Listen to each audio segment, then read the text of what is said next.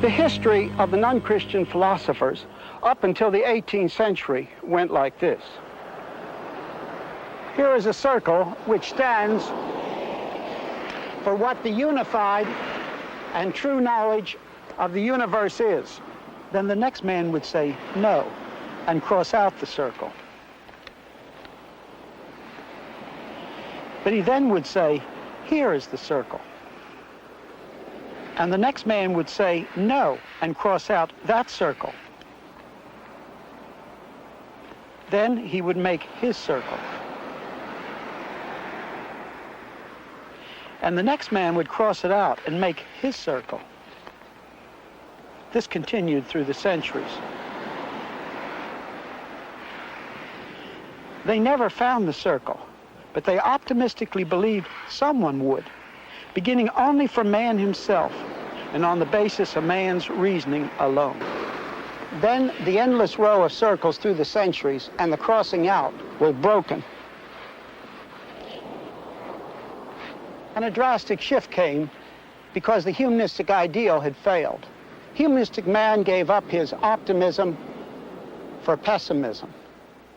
He gave up the hope of a unified answer. And this makes modern man who he is. Jean-Jacques Rousseau, philosopher from Geneva. He lived in the 18th century. He thought primitive man, the noble savage, to be superior to civilized man.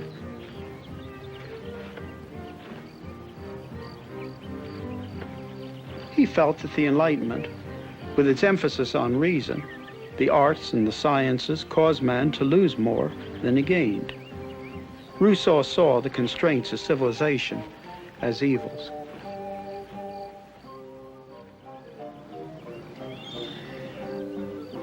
He demanded not just freedom from God or the Bible, but freedom from any kind of restraint.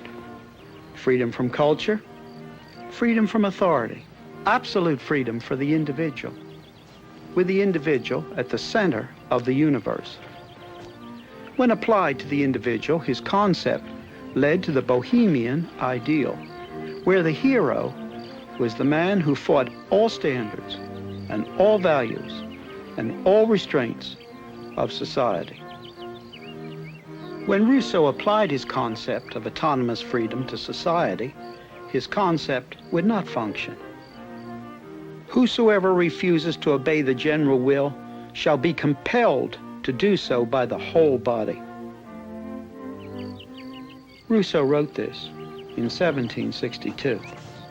This means nothing less than that he will be forced to be free.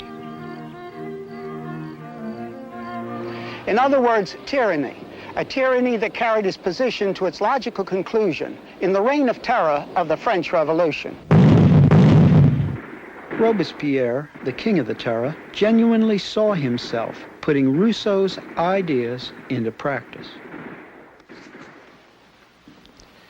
The man is good by nature, as Rousseau claimed, is no more true a primitive man than a civilized man. When Gauguin finished this painting, he tried to commit suicide, but he did not succeed. There was one man who well understood the logical conclusion of the deification of nature, the Marquis de Sade. If nature is all, then what is right, and nothing more can be said. As nature has made us, the men, the strongest we can do with her, the woman, whatever we please. The inevitable result was his cruelty to women.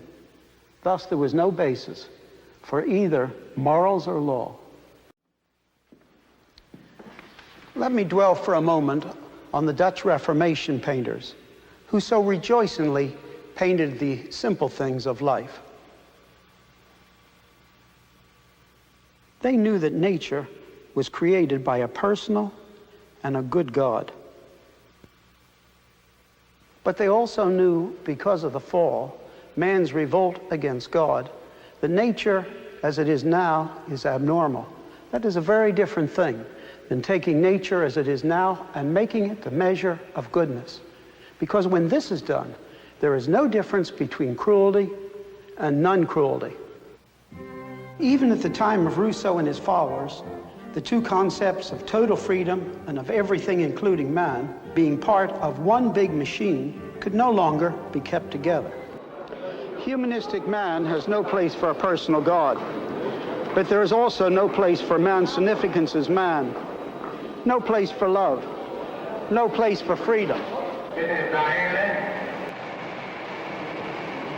Man is only a machine, but the men who hold this position could not and cannot live like machines. If they could, modern man would not have his tensions, either in his intellectual position or in his life. But he can't. So they must leap away from reason to try to find something which gives meaning to their lives, to life itself, even though to do so, they deny their reason. Once this is done, any type of thing could be put there, because in the area of non-reason, reason gives no basis for a choice.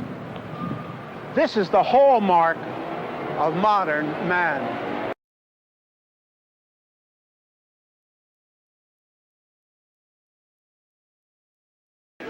Aldous Huxley, the English philosopher and writer, proposed drugs as a solution.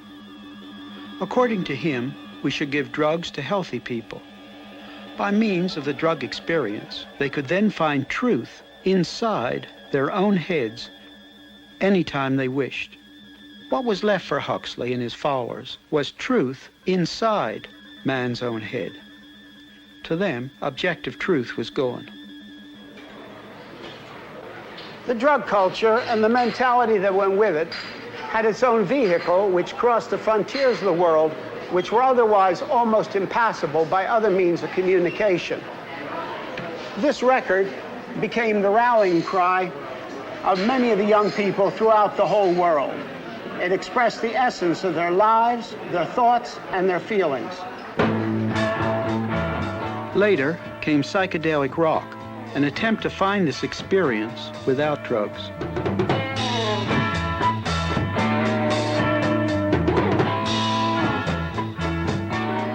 The younger people and the older ones tried drug taking, but then turned to the Eastern religions.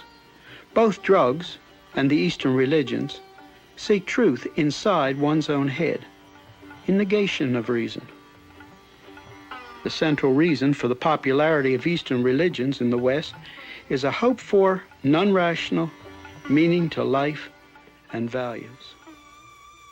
Though demons do not fit into modern man's conclusions on the basis of his reason, many modern people feel that even demons are better than everything in the universe, being only one big machine. One must feel as a Christian a real sorrow for these people. But as far as the blame is concerned, we must understand these people who have turned to this are not to blame. They must bear their own kind of blame of individual choices, but basically they're not to blame. The church is to blame, because the church with its liberal theology has left a vacuum. Man, beginning from himself alone, was now expressed and taught in theology and in theological language. In the Renaissance, men had attempted to mix Aristotle and Plato with Christianity. This new theology was an attempt to combine the rationalism of the Enlightenment with Christianity. It is often called religious liberalism. The teaching of Barth led to those theologians who said that the Bible isn't true in the areas of science and history. But they nevertheless looked for a religious experience from it. And for many adherents of this theology, the Bible does not give absolutes in regard to what is right or wrong either. Before you even come to the Bible and begin to read it, one must realize there are two ways to read the Bible. One is just one more religious thing among thousands of other religious things, which really are nothing more than another form of trip, not very, very different actually from a drug trip. The other way is to understand that the Bible is truth. The new liberal theologian has no answer for the existence of evil, and thus they're left with the same problem as the Hindu philosophers. Everything that is a part of God. This is Kali, the Eastern Hindu feminine representation of God. Why the fangs and the skulls? In Eastern religious thought, cruelty is ultimately the same as non-cruelty, because everything that now is part of that which has always been, a part of what they call God. Modern humanistic man has come to the same awful place, a place in which it is not possible to know what is right and what is wrong, nor why we should choose non-cruelty rather than cruelty. Professor Paul Tillich of Harvard was one of the outstanding neo-Orthodox liberal theologians. A student who was present told me that when Professor Tillich was lecturing in Santa Barbara just before his death, someone said to him, "Sir, do you pray?" And he said, "No, but I meditate." He was left only with the word God, with no certainty that there was anything more than just a word. The God is dead theologians, which followed Tillich, concluded logically that if they are only left with the word God, they might as well cross out the word. If God is dead, if content about God is dead, if the knowledge of a personal God who has not been silent but has given us truth is dead, then everything for which God gives an answer and meaning is dead as well. And yet, people, no matter who they say they are, cry out for meaning and values. And this place of tension is where modern man has come upon his humanist base. And this is where he is.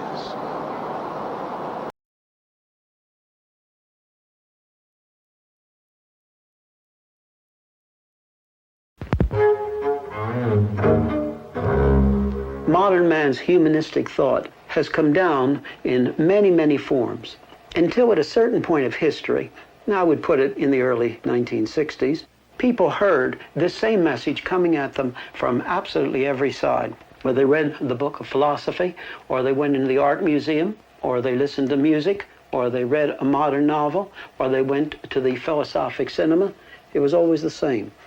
And that is that on the humanistic basis, reason leads to despair, to no answers. And people should try to find answers in the area of non-reason.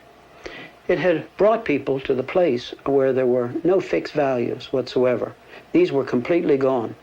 And the great majority of people had come to the place where they had only two horrendous values, absolutely horrible values: personal peace and affluence.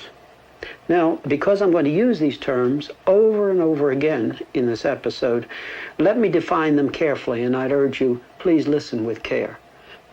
As I use the term personal peace, I mean I want to be left alone. And I don't care what happens to the man across the street or across the world. I want my own lifestyle to be undisturbed, regardless of what it will mean even to my own children and grandchildren. Now that's what I mean by personal peace. Affluence means things, things, things, always more things, and success seen as an abundance of things. In the early 60s, a whole generation had been injected by the teaching that reason leads only to pessimism in the area of the meaning of life and of any values. Students have been hearing this from the professors for a long, long time. Understood, interpreted, one therefore is supposed... As a matter of fact, there was a generation that had never been taught anything else. But there was an inconsistency here, because most of these professors who taught that life had no meaning and there were no fixed values, they didn't live that way. They were living in the memory of the past. But we should not have been surprised that at a certain point of time, one generation would act, really act, upon what they had been taught. These students looked around them, and they saw these two horrible values of personal peace and affluency being on every side, and they revolted. And that revolution was Berkeley, 1964.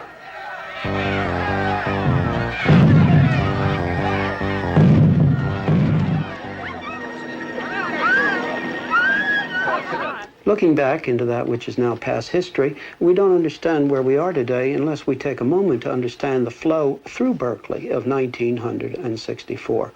They really wanted to escape the two values of personal peace and affluency.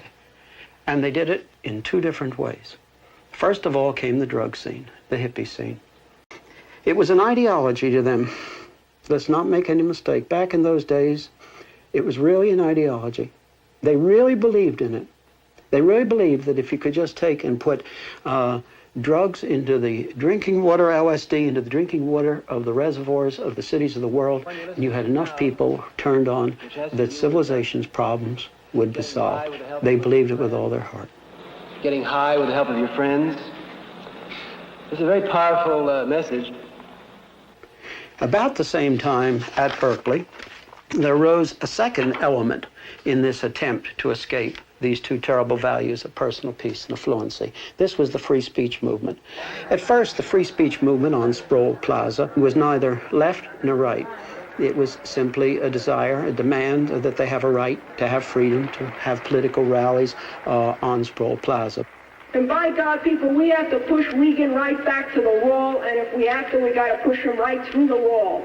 And we got to tell him, no, baby, this is our university. But quickly it slipped into the New Left, following Marcuse. Marcuse was a German philosopher, a Marxist, and at that time he was teaching at San Diego. This spread over the whole world. We can think, for example, of the Paris riots in 1968. Here they are seeking freedom from these two values. They had the right analysis. Let me say that as somebody who was older. They had the right analysis. This was where our society was, with just two terrible values of personal peace and affluency. But the tragedy was they tried the wrong solutions. The drug culture came to its height at Woodstock at the festival there in 1969. But in Altima, in 1969, there was another festival, and the Hells Angels, who were hired to police the ground, killed at least one man. And the Rolling Stone, the magazine, came out and quoted someone after that as saying, "We've lost our age of innocency." The drug culture was finished. It was completely finished after the Isle of Wight Festival in 1970, which ended so ugly, in such an ugly fashion in Europe. After that, drug-taking changed. Mind you, not less people taking drugs unhappily, but no longer taking them as an ideology. The unhappy thing is probably more people are taking drugs and taking them at a younger age. But drug-taking as an ideology was absolutely done.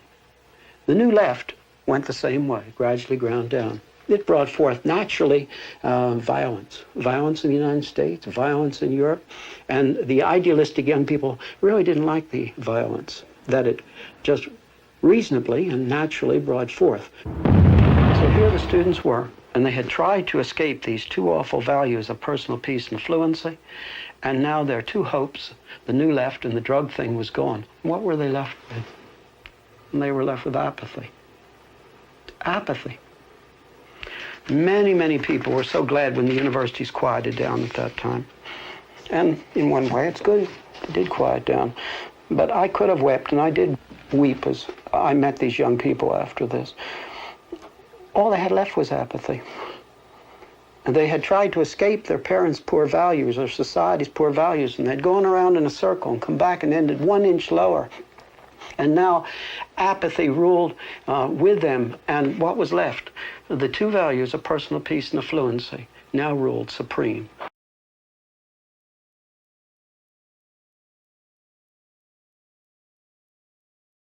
Marxist-Leninism is a leap. It's a leap for another reason, or even a more basic one than the one I've given. Its foundation, its philosophy, is materialism. Now, all through this series, we've shown that humanism, man beginning from himself, cannot generate any real values or meaning or any real dignity to man. And here is a system that is built completely and consciously and totally on materialism. There is no place for the dignity of man in a materialistic system. So-called communism with a human face that some of the thinkers in communist-controlled countries have pled for, and some outside of communist-controlled countries have also pled for. It isn't possible. It just isn't possible on the basis of materialism. And yet, strangely enough, the young people and older ones in non-communist countries are caught by the idealistic Marxian-Leninism. And it was my conviction after examining the different trends in parties and so forth that the Communist Party most held to those ideals. And The reason is that there's so much talk of dignity. Dignity of man, be treated better. In order to solve those problems and in order to give life a meaningful and purposeful life to young people. Where does this come from on a materialistic base? It doesn't. Do you want to know what it is? I'll tell you. And there's only one way to understand idealistic utopian Marxianism, and that is that it's a Christian heresy. And in struggling against and condemning that which is wrong in the world, and Lord knows there's enough of what's wrong in the world. Idealistic utopian communism simply reaches over, takes these words, which could never be produced out of materialistic philosophy, brings them back, uses them, separated from the natural results of their own position, and in doing so, catches these who are caught by idealistic Marxian-Leninism. But when Marxian-Leninism comes to power, it's a different story. It's always oppression, and the will of the majority suddenly has no meaning. Not only does the dignity of the individual cease to exist, but the will of the majority has no meaning either. Now we must understand there are two streams of Leninism, Marxianism. They must be kept separate, and we must see these two streams clearly. The first is the idealistic utopian stream. These usually young people, though sometimes older, who have leapt into the area of non-reason, to accept Marxian Leninism. That's one stream. The second stream is the hardcore orthodox Communist Party members in various countries outside of the communist bloc. Now, we find that the danger is that people who have only the two values of personal peace and affluency, if they seem to be promised peace and affluency by communism, nobody knows what great majorities of these people will do. Nobody knows. More than that, we must see there's a danger in that these two streams of the idealistic Marxian-Leninism and the hardcore Marxian-Leninism Orthodox Party could flow together in a country at a given moment of history and create a situation that would be forever irreversible. And that is a very real danger. The United States has also its marks very much upon it, and no more so in any area than the area of the generation of arbitrary law. I want to talk about arbitrary law at some length, actually. Man demanded to be autonomous from God and God's revelation. And what this has resulted in is relativity not only in personal and public morals, but in law as law. The nature which men tried to build their law on, as we remember back in one of the previous episodes, just is not sufficient, for the simple reason that nature is both cruel and non-cruel, and as such you cannot build a stable system of law on nature. And what we're left with in the humanist flow today in the United States is purely variable sociological law. Now, by sociological, what I mean is law that is merely based on what some group decides is good for society at a given moment. The man who opened the door for this, perhaps more than anyone else, was Oliver Wendell Holmes.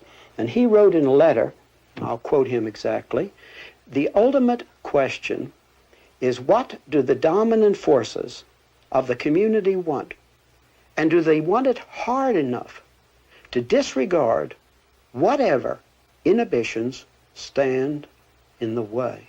And this was Oliver Wendell Holmes, quote. quite a few years ago. And really what it amounts to is purely variable law. Much modern law is not consistent with the law that has preceded it. And as a matter of fact, we must say that the Constitution of the United States today can be made to say almost anything on the basis of sociological variable law. Now, we must understand that a law today is not just variable law, but that the courts are actually making law. They're not only interpreting the law that the legislative has made, but they actually generate law. Now, everybody knows who knows anything at all about these things that arbitrary law dominates completely in communistic countries. But what most people don't realize is that on the humanist flow, arbitrary law has swept over into the Western world as well. I'd like to use an illustration. Consider the human fetus, the unborn baby. In January 1973, the United States Supreme Court passed the abortion law. Professor Witherspoon of the University of Texas School of Law writes, "The court held that the unborn child is not a person within the meaning of the 14th Amendment, so as to strip all unborn children of all constitutional protection for their lives, liberty, and property." Justice White of the Supreme Court, in his dissent concerning the abortion law, said that it is an exercise of raw judicial power, an improvident and extravagant exercise of the power of judicial review. Upon this arbitrary ruling, medically and legally, the abortion laws of almost every state in the Union were set aside. Most people accepted this law, even though it was arbitrary medically and legally, because it was considered sociologically helpful. Why would they not accept laws curtailing human freedom if these were considered sociologically helpful? What we're left with is sociological law, and that is all. And nobody knows where it will end. By this Supreme Court ruling, the unborn child is considered not to be a person. In our own day, there's been a great outcry, and quite properly, that in the past, the black slave was viewed as a non-person. But now, by this arbitrary absolute brought in the humanist flow, millions of unborn children of every color of skin are declared by law to be non-persons.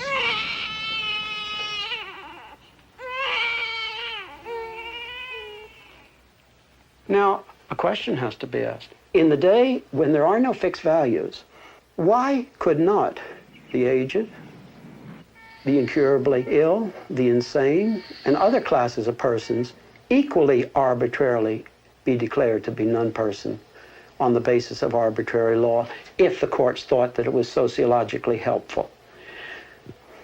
In a day like our own, what's unthinkable today might not prove, and probably will not prove, unthinkable in a very, very few years.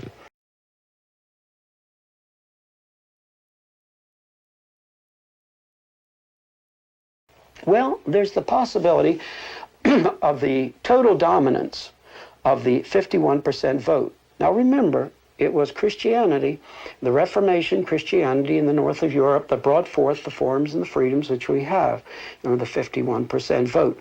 But I'm talking about 51% vote after there is no absolute by which to judge the 51% vote.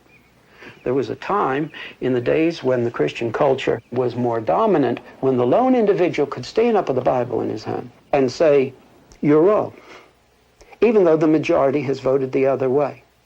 But as the Christian consensus is gone, then there is no absolute by which to judge the 51%. And then this is a very, very different situation. I'll give you a sentence that I wish you'd memorize. If there is no absolute by which to judge society, society is absolute. there really is only one other alternative left after the Christian consensus is gone, and that is that a single individual or a group will come forth as an elite to give arbitrary absolutes to society. Now, we mustn't think this is extreme in our thoughts, because many people, many different kind of people, have made suggestions in just exactly this direction, that this, they say, is what must come into our present society now that the Christian consensus is gone.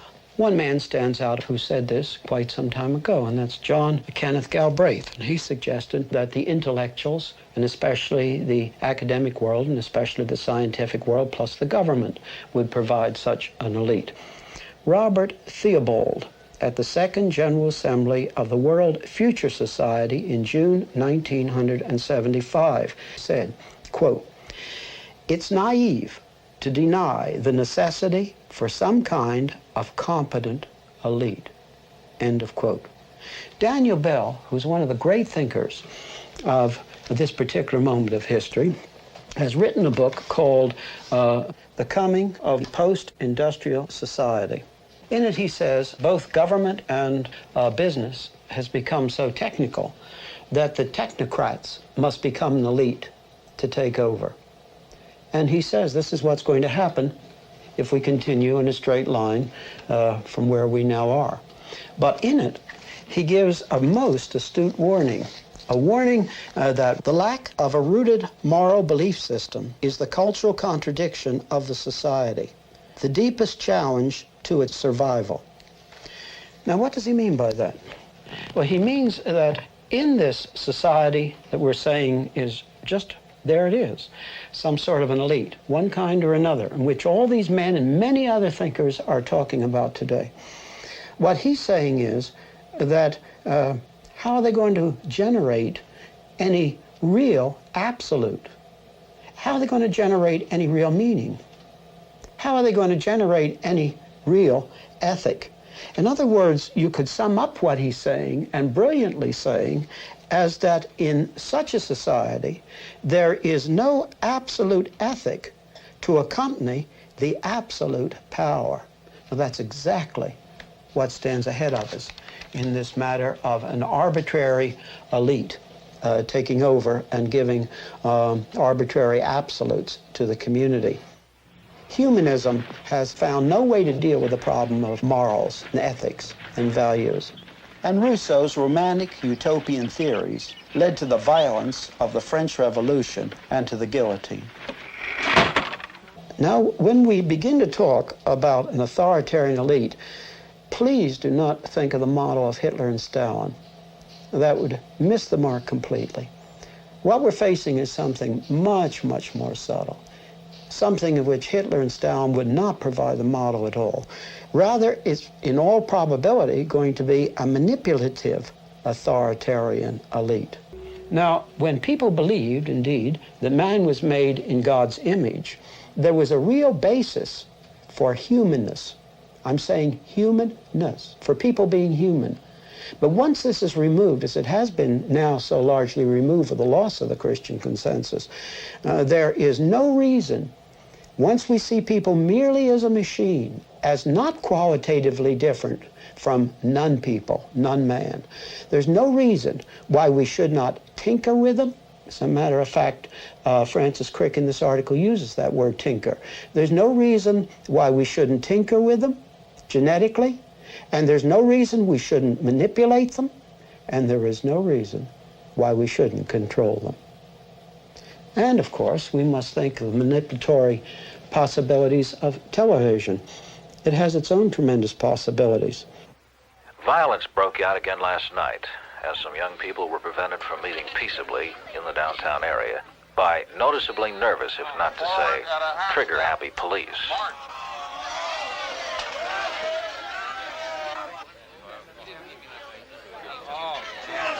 Frank Bushman, attorney for the young people who are to be arraigned in court tomorrow morning, pointedly remarked on this overreaction by the police.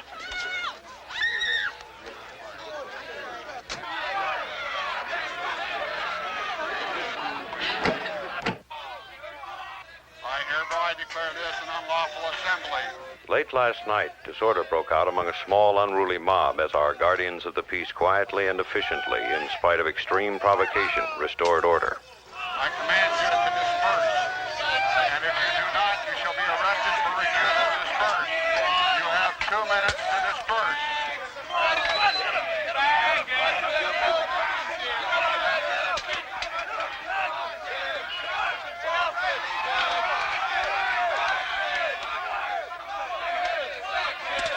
It is important that our courts make an example of these hoodlums and hand out the kind of sentences they so richly deserve. We staged this scene. We filmed it to show that television can tell any story that it wants to tell. In both versions, the action was the same, and the actors did exactly the same things. However, the camera was placed differently. The editor edited differently, and the announcer told a different story. We would be naive not to realize that what we're seeing is an edited symbol. But the nature of TV is such, we see it with our own eyes, that we naturally look at it as though it were objective truth. For many, what they see on television is more true than what they see with their eyes in the external world. Let me stress, it is always unfair to say the media does this or the press does that. There are always individuals or individual publications, for example, that are not included in the generalization. But the mass media can be used by an authoritarian manipulating government or an elite. The elite gives the arbitrary absolutes, and then not only TV, but all the mass media can be used for manipulation. And a plot or conspiracy are not needed. All that is needed is that the people in the places of influence and those who decide what is the news have in common the modern results of humanism, the modern worldview, which we have considered at length in this series. When the perspective, the worldview of the elite, coincides with some of the influential news carriers, it does not have to be all, then either consciously or unconsciously, the media becomes an instrument for manipulation. Now, what will all these available manipulatory techniques mean in our own countries? I'm not thinking of communist countries now, countries that have gone totally totalitarian, but in our own countries. There will be people who will feel uncomfortable with the increased control and increased manipulation. But there's a dilemma here. It's a very profound one. And the dilemma is that many of the people who speak out for civil liberties are also totally committed to the fact that the government has the responsibility to solve every problem. And there's a natural tension, a torque in these two things as they think both things. Now, as the pressures increase, and they just overwhelmingly increase as time goes on, at a certain point, where is the line going to be drawn? Certainly, if they have only the values, the basic values of personal peace and affluency, at a certain point, their disquiet will be totally submerged.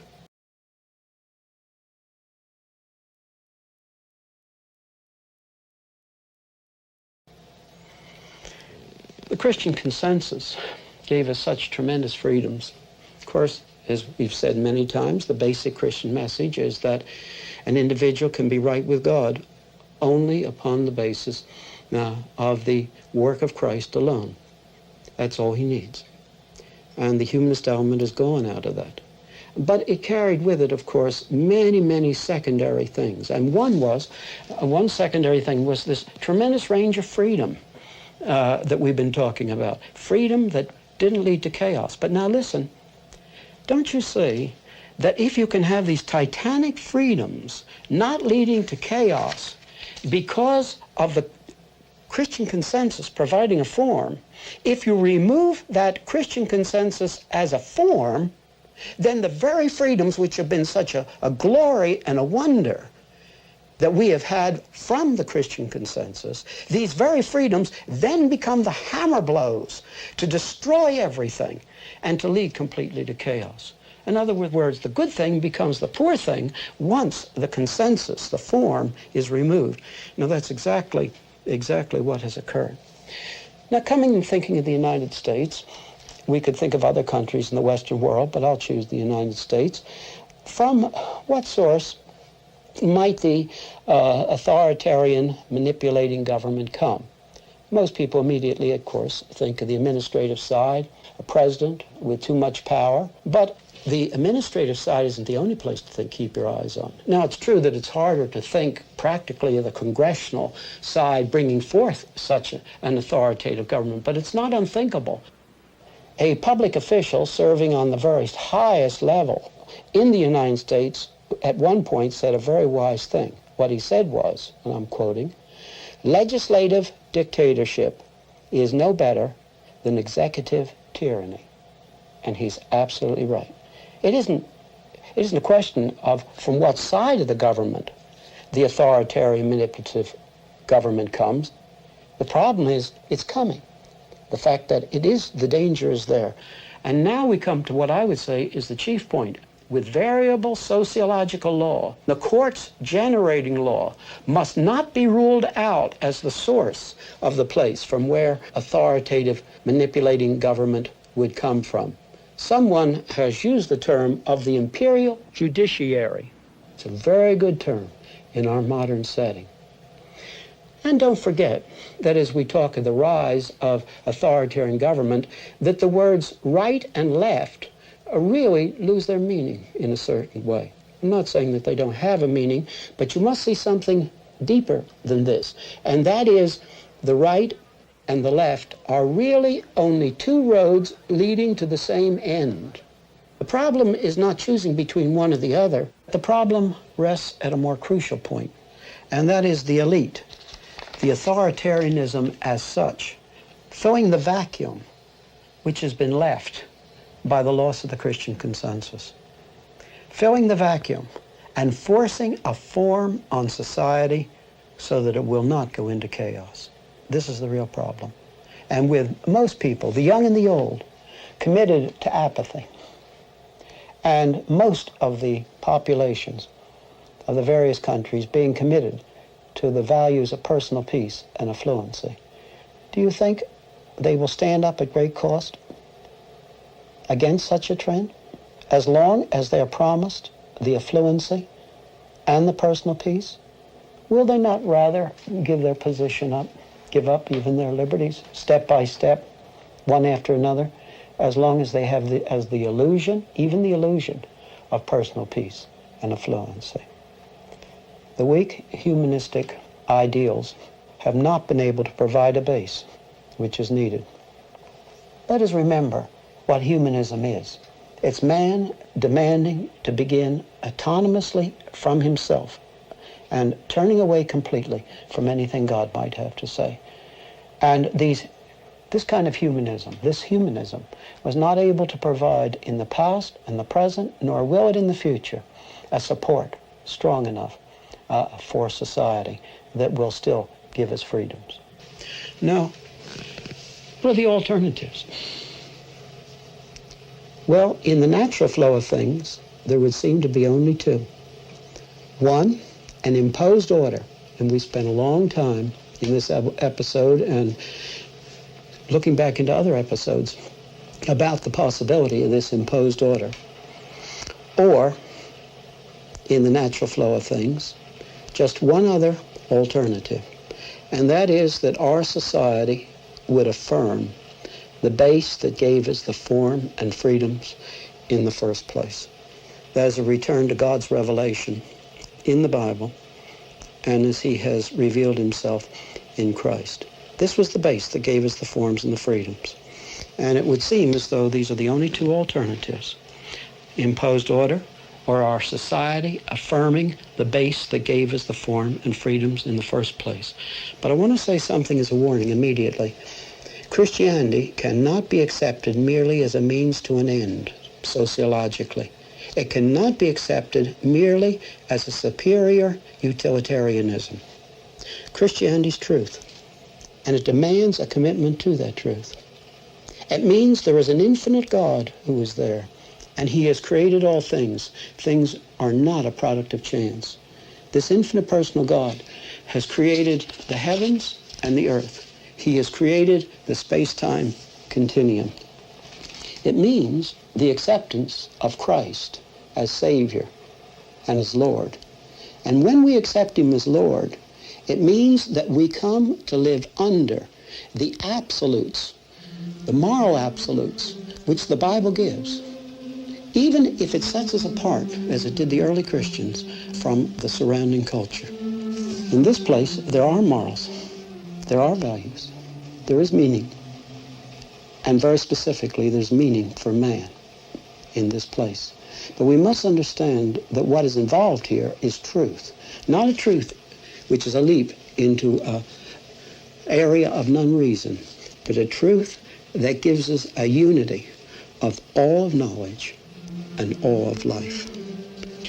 And then this alternative means that the people who have this base influence the surrounding consensus, regardless of the cost. Just as the early church in the days of the Roman Empire, they spoke out regardless of the cost. It means we have a responsibility before God, once we have this base, to influence society across its whole spectrum and the whole spectrum of life. There was a Jew who was a Christian who wrote a book to the Romans in about the year 60. He had previously talked to the thinking people in Greece near the Acropolis at Mars Hill. And what did he say to the people of his generation, the thinking people? He said, your worldview does not explain the existence of the universe or its form, and it does not explain the uniqueness of man. Your thought form does not explain those things. And yet, you refuse, you suppress that which does give an answer to both the existence of the universe and its form and the uniqueness of man. Let me quote from the letter which he wrote. The retribution of God is revealed from heaven against all ungodliness and unrighteousness of men who suppress the truth in unrighteousness.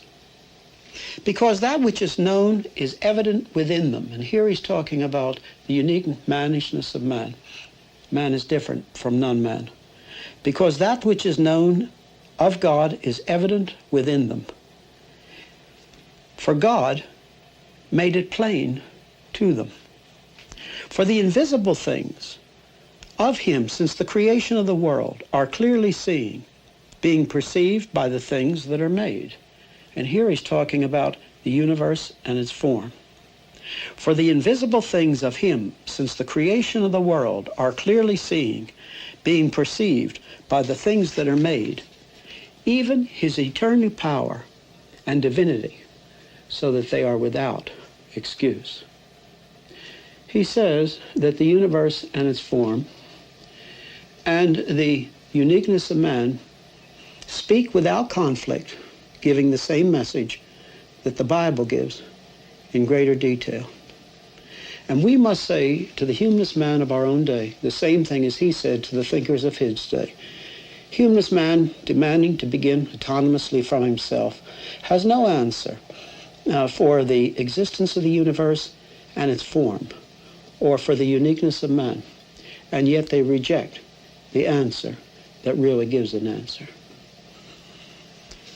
That this God exists, and he's not been silent, but has spoken in the Bible and through Christ, has indeed as a central message that people may approach freely to God on the basis of the work of Christ. But it carries many other things with it. And for this series of studies to which we are now coming to a close, the most important thing is to remember those titanic freedoms which it has given to us, without these freedoms leading to chaos. And this is our hope for the future. It is either this or an imposed order. People act upon the basis of what they think. The problem is not outward things. The problem is having the right worldview and acting upon it. The worldview that gives men and women the truth of what is.